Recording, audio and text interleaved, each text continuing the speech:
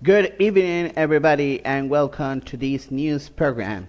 Tonight, we're going to be talking about the most relevant things are happening in our university campus.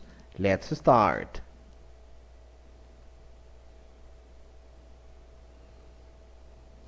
There was a student protest this morning at a library. They were protesting due to the lack of investigating material, but the principal of the university promised them that next week will arrive many new books about the most important subjects. The other side, there was some impact in the student with the last pronunciation of the principal about cancel the run where the students are running each year for the Cancel Children Help.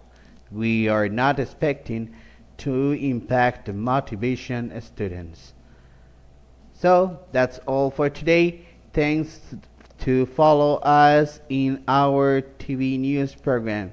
See you around. Thank you.